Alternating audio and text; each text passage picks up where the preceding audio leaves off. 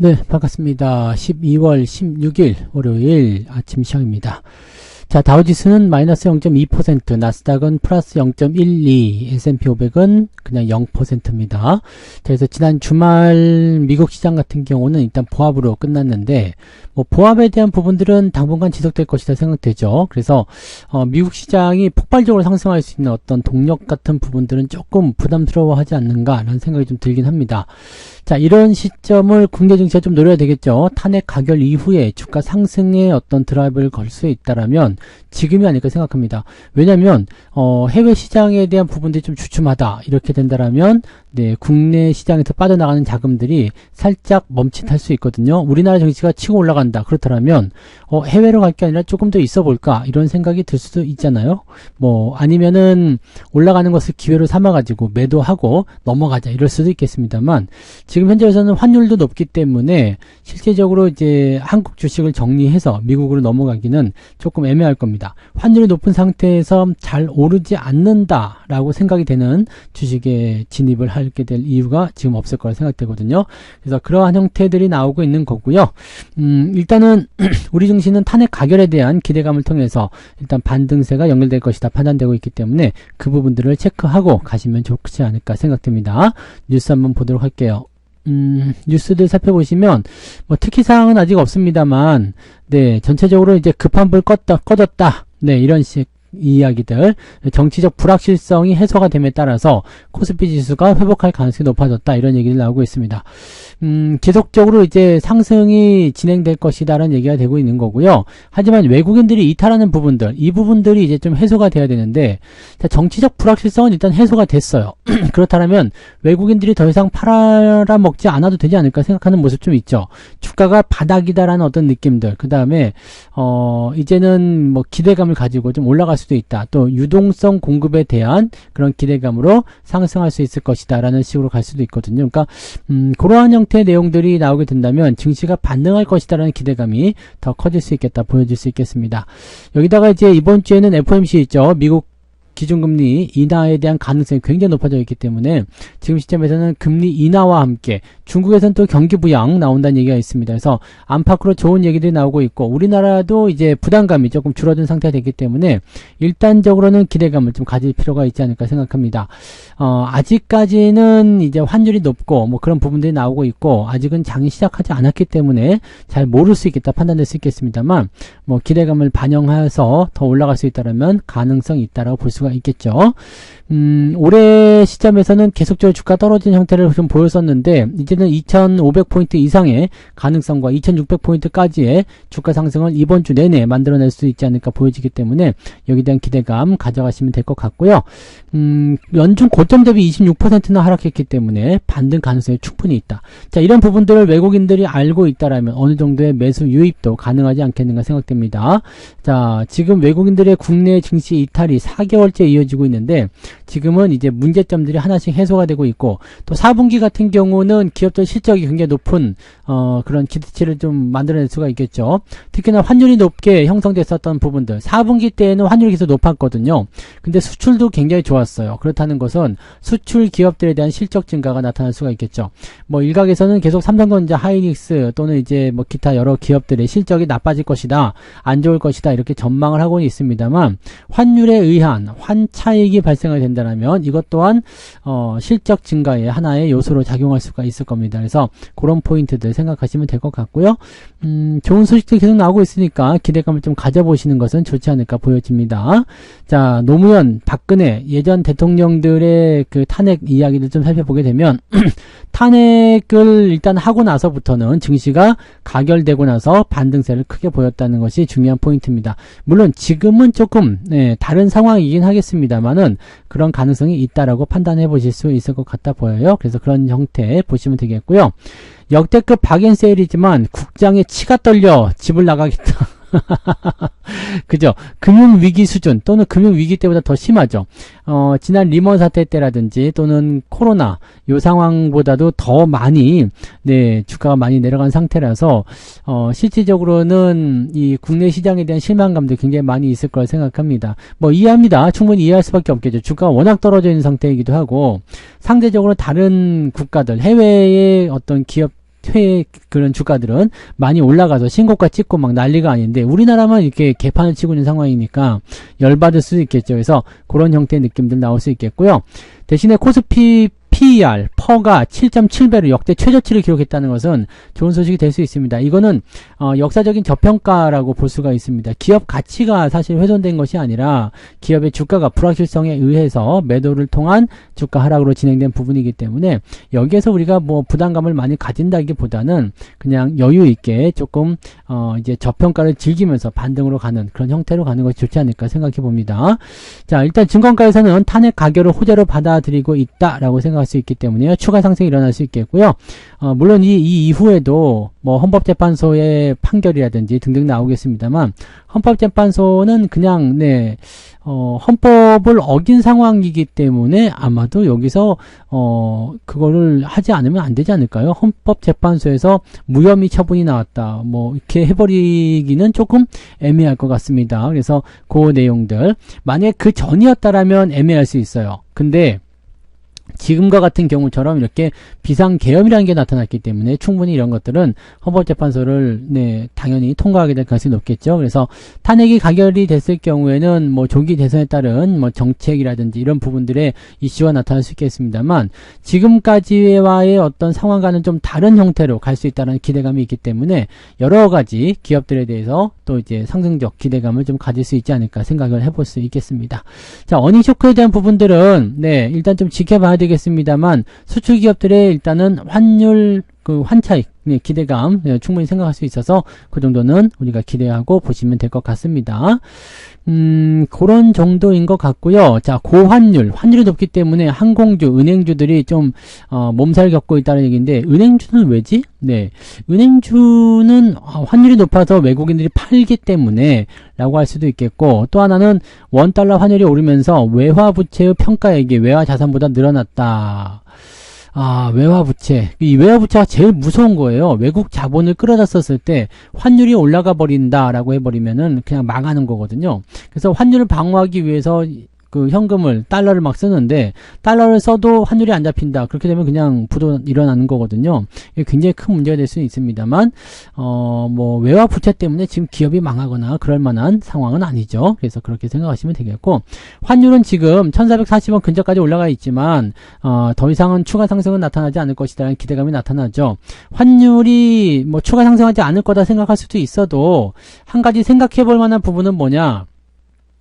환율이 1,400원대 아래로 내려가기도 좀 어렵다는 얘기죠. 즉 올라가지도 않고 내려가기도 어렵고 뭐 이런 형태 나타나야 될 것 같고요. 당분간은 이런 형태가 유지되지 않겠는가라고 생각이 될 수 있을 것 같아 보입니다. 그러니까 이런 정도까지는 한번 생각을 해볼 필요는 있을 것 같아 보여지니까 그 정도 체크하시면 되겠고요. 환율이 올라가면은 이제 항공주들도 좀 애매하죠. 왜냐면은 이 항공기 임차 비용, 그다음에 항공유 구매 여기에 대한 부분들 대부분 달러로 이용하죠. 그렇기 때문에 환율이 높아지게 되면은 조금 애매한 상황이 벌어지게 되고 환율이 높아진 상황에서는 여행객의 숫자도 좀 줄어듭니다. 그래서 이런 내용들이 전체적으로 은행과 항공에게 부담을 좀 줬는데 환율이 안정화를 찾게 된다라면은 항공주들의 반등은 나타날 수 있겠고요.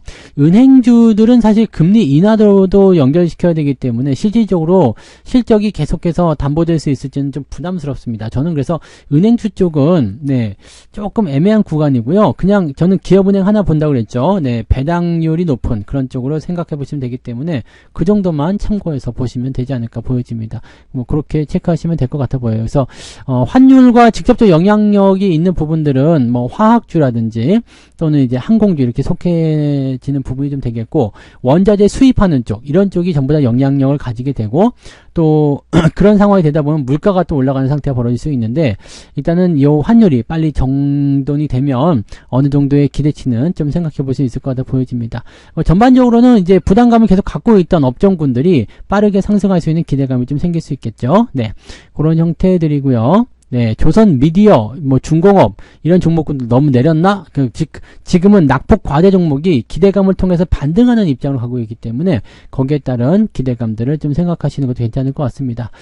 IMF급 환율 불안이다. 계속 이렇게 나오지만 지금 1,400원대 당분간 유지할 것이다. 이거는 맞는 얘기 같아요. 다만 이제 빠르게 안정화를 찾게 된다면 환율은 내려가게 될 테고요. 환율이 하락하게 된다고 한다면 네, 아마도 외국인 매수를 통해서 안정화를 빨리 찾게 되지 않을까 생각합니다. 당장은 네, 시간이 좀 필요할 수 있겠습니다만 조금은 더 지켜봐야 될 것 같아 보이긴 합니다. 자, 중국에서는 14년 만에 금융정책 완화 시킨다는 얘기가 있죠. 그래서 내수주가 꿈틀하고 있는 모습인데 중국 내수주가 꿈틀대고 있다라고 한다면 중국 쪽에 투자하는 입장에서 나쁘지 않겠습니다만 우리 입장에서는 썩 좋지도 않겠죠. 왜냐면 중국에서 내수주 위주의 공략을 들어간다고 한다면 네, 수출하는 입장에서는 조금 답답하겠죠. 그래서 그런 형태. 그러니까 중국 쪽 투자하시는 분들은 이제 이런 경기 부양에 대한 기대감을 통해서 추가 상승이 더 나타날 수 있는 가능성을 볼 수 있을 것이다. 이렇게 보시면 되겠습니다. 아직은 중국 쪽에 투자할 만한 포인트는 아직은 나타나지 않고 있지만 중국이 충분히 저점을 잡았다라는 느낌은 좀 있기 때문에 중국에 투자하시는 분들은 한번 관심을 가져볼 필요가 있겠습니다. 자, 그 다음에 미국이 이번 주에 금리 인하 0.25%포인트 할 것이다. 유력하다라고 되어 있습니다. 지금 현재로서는 네, 100%에 육박한 확률, 그러니까 그냥 확정이다라고 보셔도 될 것 같거든요. 금리 인하는 사실 진행을 시켜야 되는 부분이기 때문에 불확실성을 가지고 있다라고 하더라도 거의 확실시된 내용이기 때문에 부담될 것 같아 보이진 않고요. 자, 금리가 내려가게 된다라면은 일단 기술주들 또 그다음에 우리나라 입장에서는 바이오 종목군들 같이 움직일 수 있습니다. 그래서 이쪽에서의 상승률이 좀 진행되게 된다면 일단 기술주와 바이오 쪽의 움직임이 나타나게 되면 시총 상위에 많이 포진되어 있기 때문에 네, 주가가 회복될 가능성도 있겠죠. 그래서 그런 형태의 느낌들로 가시면 되겠고 미국이 금리를 계속적으로 이렇게 인하를 하게 된다면 우리나라도 쌩깔 수는 없죠. 네, 우리도 같이 금리 인하를 좀 해야 되겠다. 이렇게 얘기가 나올 수 있으니까 그런 내용들 참고하시면 되겠죠. 네. 그런 형태 정치 상황 동요 말라. 네. 정책을 좀 잘 써주면 좋겠는데요. 네, 금감원장이 정치 상황 동요 말라. 이미 끝났는데 뭘 동요합니까? 끝났어요. 끝났다고. 끝나기 전에 뭘 하든가 해야지. 끝나고 나서 이미 다 깨지고, 그 다음에 문제 해결까지 다 되고 나서, 이제야 뭐, 이제 비상 대응 계획에 따라서 뭐 어쩌고저쩌고 자금을 유입해라. 왜 이렇게 자꾸 실기를 하는지 모르겠네. 필요할 때 자금을 넣고, 필요 없어지면 빼고 이러면 되잖아요. 근데 왜 이거를 할 수도 있다. 이렇게 얘기해 놓고 나서 뭘 동요하지 말라, 뭔 쓸데없는 소리들을 하고 있습니까? 그럼 내년에 금융감독 방향을 저기에 정립하겠다라고 하는데, 난 별로 신뢰가 안 가요. 네, 금융당국이 더 신뢰가 안 가는 것 같아.